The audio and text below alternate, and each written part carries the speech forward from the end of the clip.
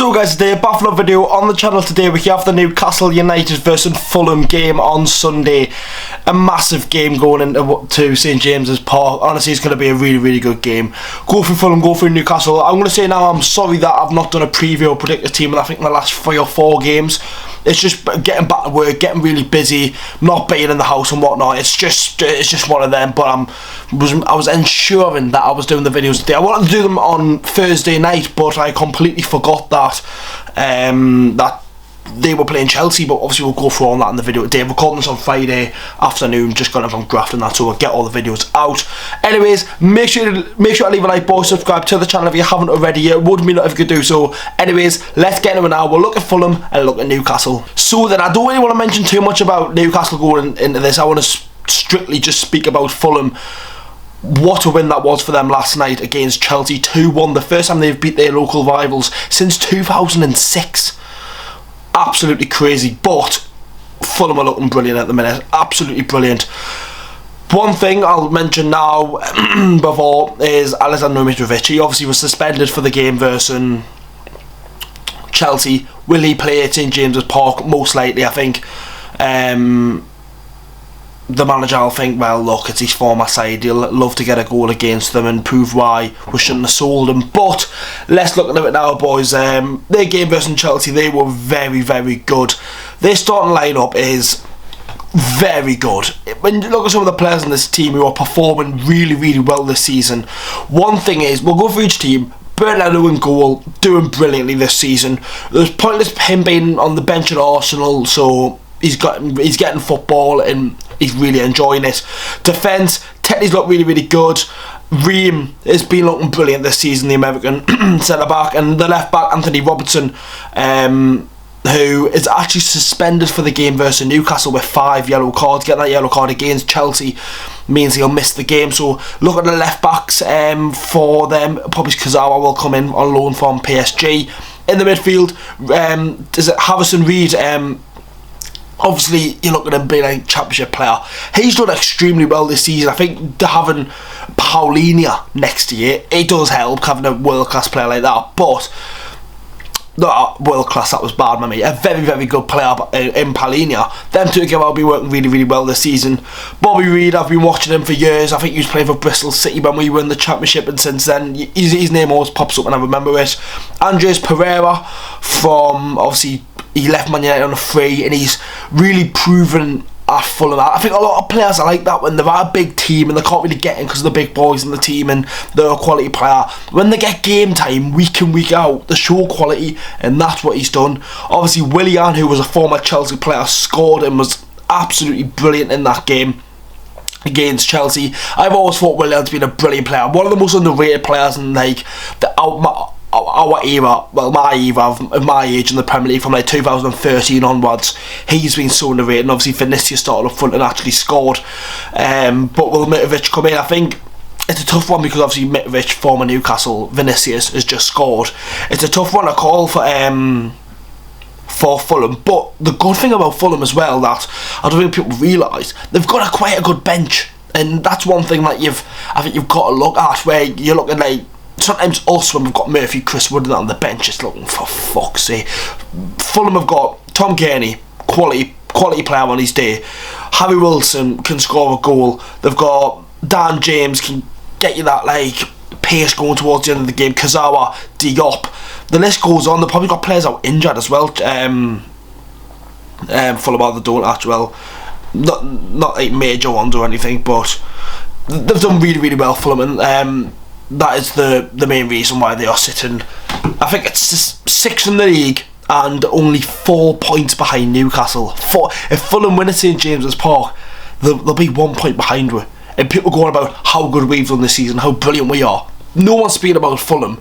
I think they're starting to now after beating Chelsea, but they deserve a lot more credit in how they've been playing football. And we all used to, Fulham go up and then Norwich go down, and then Fulham go up and Norwich go down. They've been the yo-yo club of the recent years.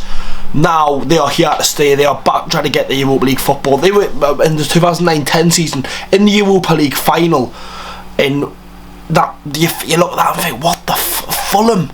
Like, what? they're proving now that they want to invest in the team. They're getting new investments in the stadium and whatnot. I remember Fulham from like the lockdown season where like we were battling for 17th place, bloody hell, and now we're both fighting for European places. It's mad how football can change so quickly, and a couple of signings and whatnot. Obviously I know we've had the takeover and whatnot, and you just can sit there and go blah blah blah, not Newcastle fans, but Fulham have built on this championship regime where they've got into the rhythm and then got back playing Premier League football, and they're not here just to stay, they're here to compete. Fair play to Fulham, they've done absolutely brilliant, and it's going to be a good game though, because I think it's two attacking sides going against each other, so we'll actually might see some goals going into the game like last time at Craven Cottage where we beat Fulham 4-1. I didn't want to mention Newcastle too much. We've got a lot to say about Newcastle since our win against Leicester. So then, as we all know, our last game was against Leicester, so we've had a little bit more preparation for the game rather than Fulham. They've only got like 2 full days and they've got to travel all the way to St James's Park, where we've had Wednesday, Thursday, Friday and Saturday.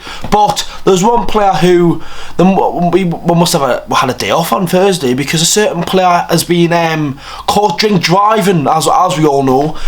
Joe Linton has been caught drink driving and will most likely not be in the squad. I don't want to give too much away about the predictor team, but if he doesn't start, you can't put him on the bench. I don't think that's fair. He's either in that start 11 or not whatsoever.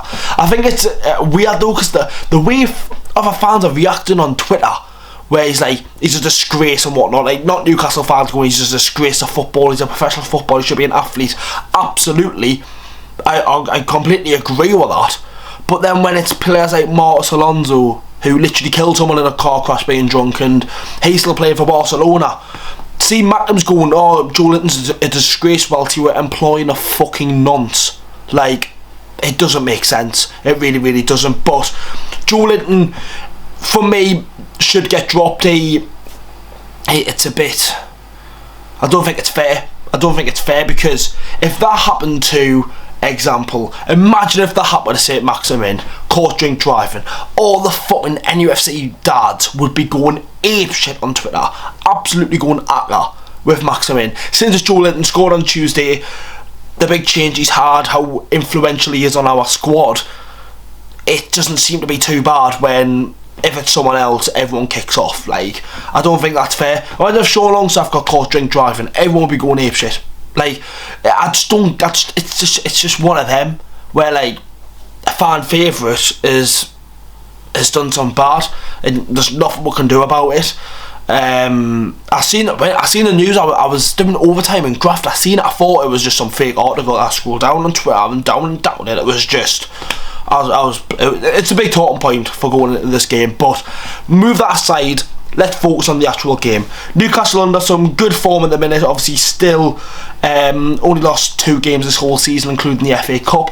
Through to the semi-finals of the Carabao Cup, which is going to lift a massive lift on our team. And a certain someone might be booking Wembley when finishing recording these videos. I know obviously we're not there yet, but I can't afford paying the prices for Wembley if a couple of weeks before the game. Like, that is not happening, so I'm taking the risk and hopefully we'll beat Southampton over 2 legs, but their videos will come out later on. Anyways, going to the game at St James's Park, we've got a lot of players back. Obviously, as we've seen, Isaac came back to St James's Park for the first time, and whatnot. Defence, obviously Dan Burn got that goal. It was an unbelievable vlog, that one. Make sure I give it a watch, but got to go to the game with a lot of confidence. Obviously, the Joe Linton is the big talking point, and you can't like just take your eyes off it. It's the thing that's holding off this game for Newcastle United fans. But it's going to be an interesting game. If I've got to say a prediction, I don't know why, but I don't think we're going to win. But I'm always negative with predictions. I'll go 2-2 because Fulham are so good at the minute. Won the last 5. I'm going to go 2-2 now. Probably take a 2-2 draw against Fulham with the way they're playing at the minute.